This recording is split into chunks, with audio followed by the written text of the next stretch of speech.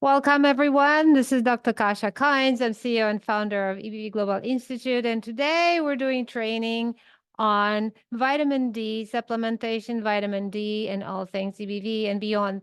And actually, I will start with specific qualities and benefits that vitamin D has for the virus. However, it's such a formidable hormone that I'm just going to stretch outside of the virus also and tell you more about it. And I think we're pretty versed in it and appreciative of it with the COVID. People got really educated on vitamin D. So let's jump right in. Well, vitamin D has a directly antiviral activity and functions. And we know that even in the way vitamin D protects us from viruses. It's a very well-known fact. The better your vitamin D status, the more protection from flu, for example, and this is flu season. While vitamin D is necessary for your body to make antimicrobial complexes, and these are very important for your immune system. So, and that includes the EBV. But there is a particular part of your immune system, CD8 plus T cells. These protect your cells specifically from EBV, and they are dependent on vitamin D. Now, if your vitamin D status is low and this can affect these cells, then the hypothesis in some studies is that this can actually also increase the risk of autoimmunity. And we also know that EBV also increases risk of autoimmunity. So that poses vitamin D for, an important supplement, actually. Vitamin D also helps reorganize methylation, and it's the methylation health in your cells is instrumental when you have chronic EBV. It also regulates gene expression. And the big one, the most practical one, and I talk about NF-kappa B all the time. There's many trainings on it. You can literally find, I think, one specific video training for NF-kappa B. It's an inflammatory protein which we manufacture in the body, especially if we have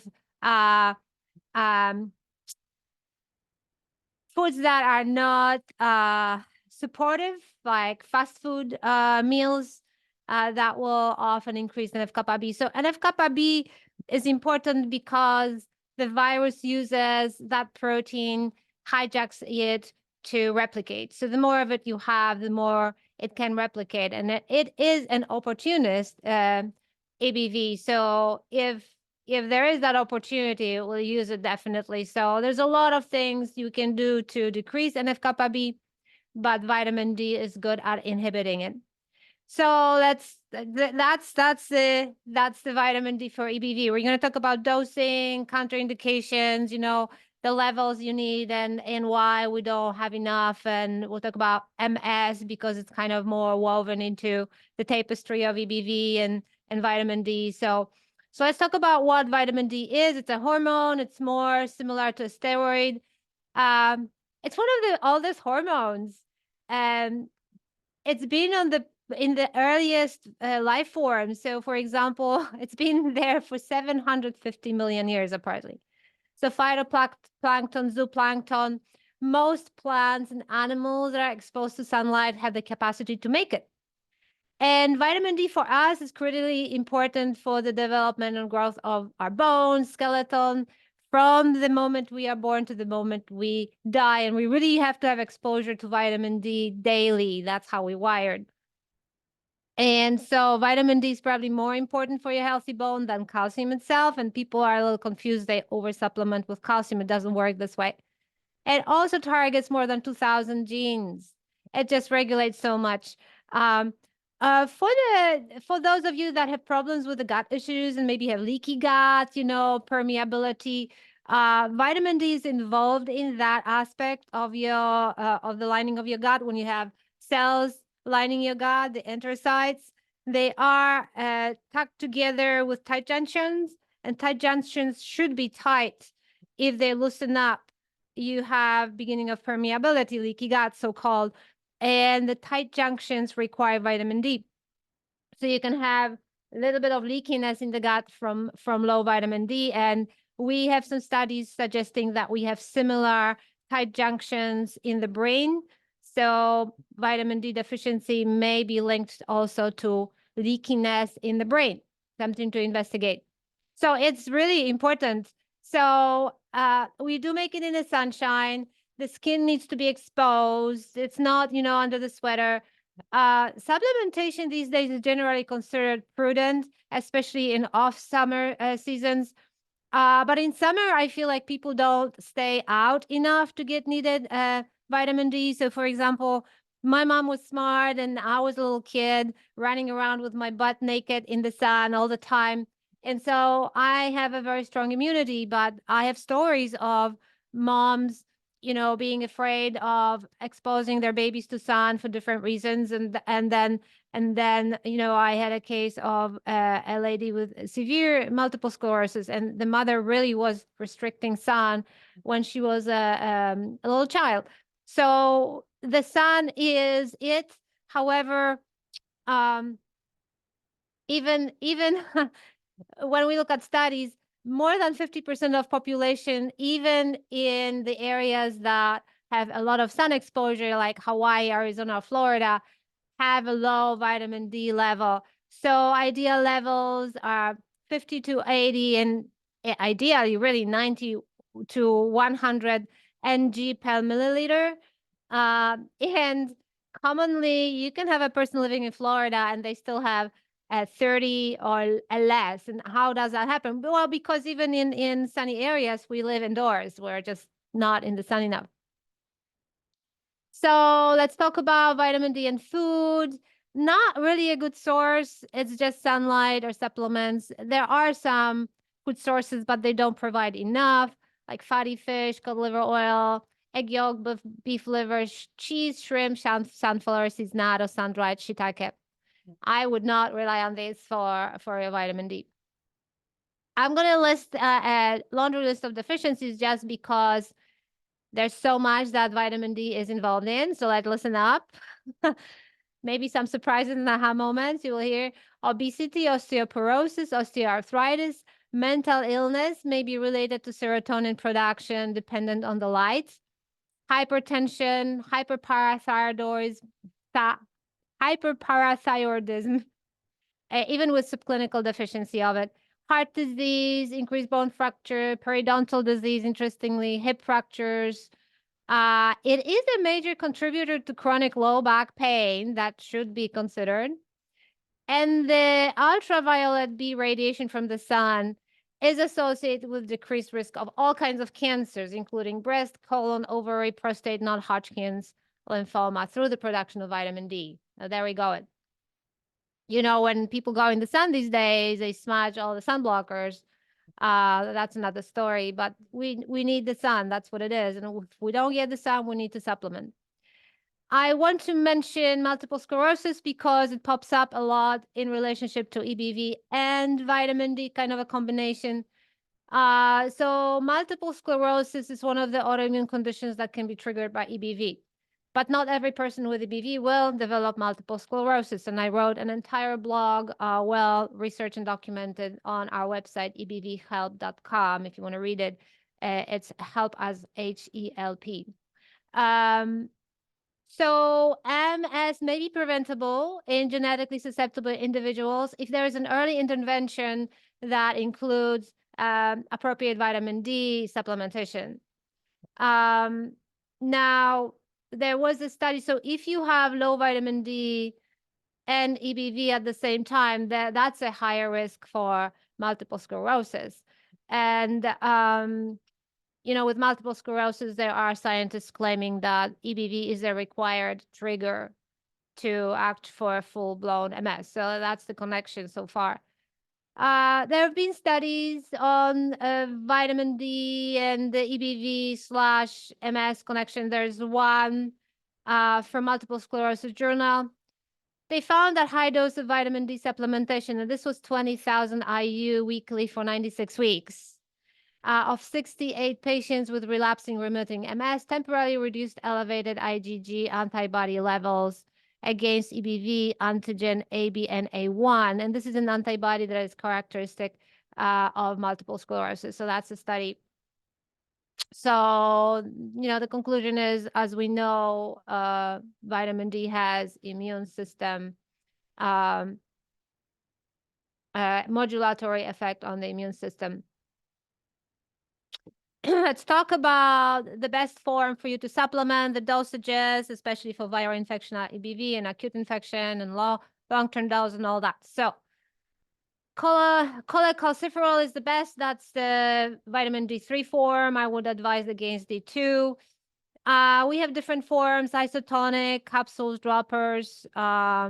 My favorite isotonic because in our community, some people really struggle bringing up the levels of vitamin D in the labs until they switch to isotonic. So I'm going to list a link to our isotonic vitamin D supplement. That's the one that I've been taking. Typical dose per capsule is from 1 to 5,000. Per drop is maybe 1,000 to 2,000 IU. That's international units.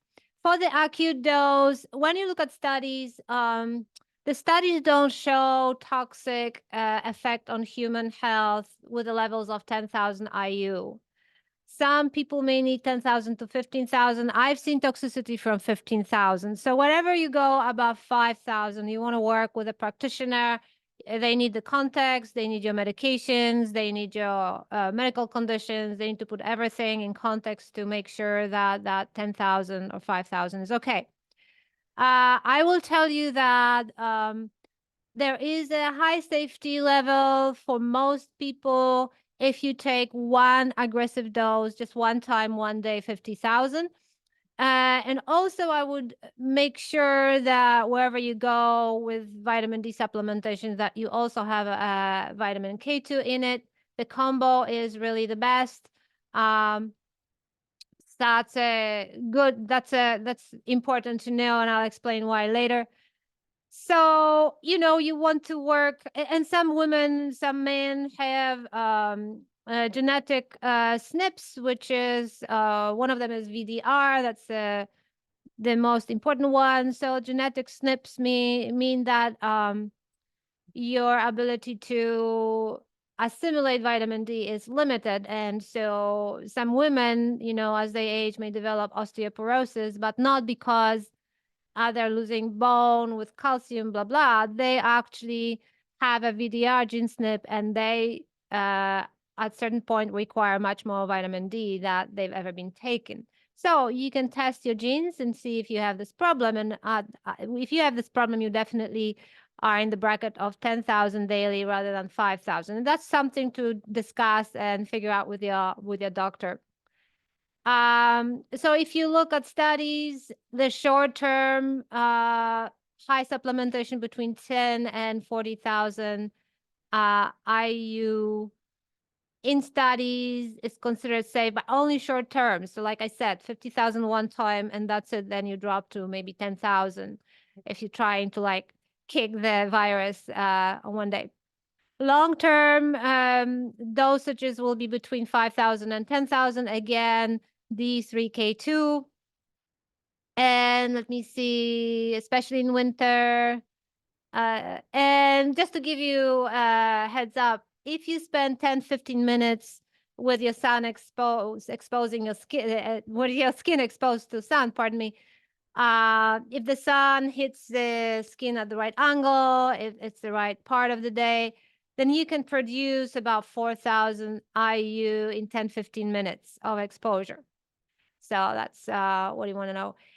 If you supplement the high dosages, here's some of the toxicity symptoms of overdosing that you should know. The first one would be rickets-like symptoms. So achy bones, achiness, bone pain, muscle weakness. And then you can have all kinds of things like kidney stones, confusion, disorientation, weight loss, poor appetite, increased thirst, frequent urination, nausea, vomiting, constipation, stomach pain, lots of stuff. There's quite a lot of medications that can be affected, or where vitamin D is affected because of them. So this is really important. that's why when you have any medication and you're considering vitamin D supplementation, you really need to talk to your doctor, sit down, look at all the medications. So maybe you research them and see. Here's some examples. Anticonvulsant medications decrease vitamin D activity. Bile acid sequestrants used for lowering cholesterol reduce the absorption of vitamin D. Heparin, an anticoagulant, may interfere with vitamin D levels. Vitamin D may interfere with calcium channel blockers used for chest pain, unusual heartbeat, or high blood pressure. Thiazide diuretics with vitamin D and calcium supplements may cause calcium levels to increase too much. You do not want to use vitamin D with some medications for hypertension or arrhythmia, and corticosteroids impair vitamin D.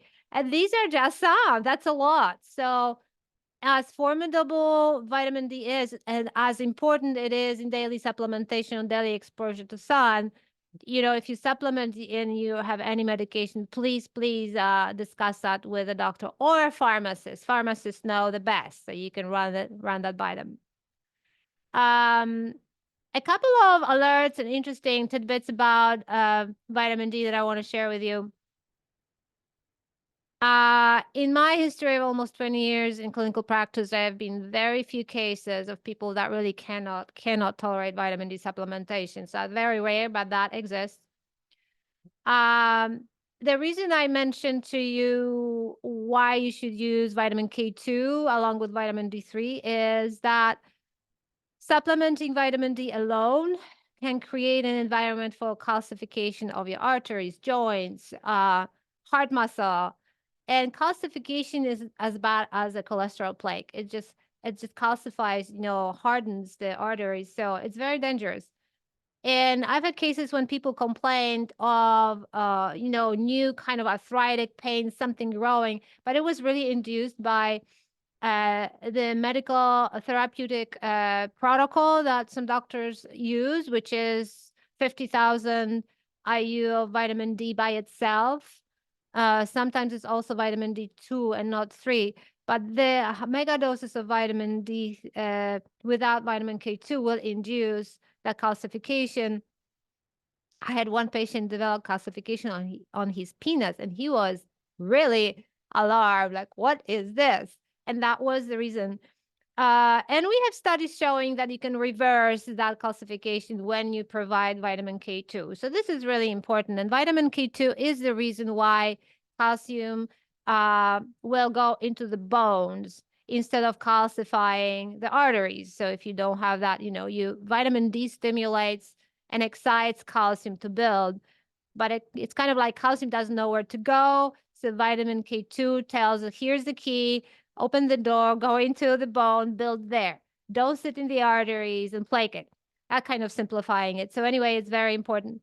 And another pearl I want to share is that vitamin D is most absorbable with food because you have, you're making the enzymes, including the lipases and maybe bile to process fat. This is a fat soluble vitamin. So it's good for with a meal when you have a little bit of fat, and also with omega-3 supplements together with a meal. They potentiate each other. So if you're taking omega-3, it's great to take them together. And one more pearl I'll say is we are designed to have vitamin daily. So really, it's much better to take 5 or 10,000 IU every single day than have 50,000 once a week or once a month. Like I said, this may be the wrong vitamin D without K2, and we're just not wired this way. And pretty much that's it for the formidable vitamin D. It's extremely important to get your sun exposure if it's at all possible, and then test your levels of vitamin D. Like I said, isotonic sometimes is the only way people are able to bring that level up. So yeah, good luck with that. This is one of my top 8 superstars for EBV healing. I hope this was a little longer than typical, but I really wanted to highlight all the wonderful qualities of vitamin D for you. I hope it's helpful, and I'll see you on the next training. Be well.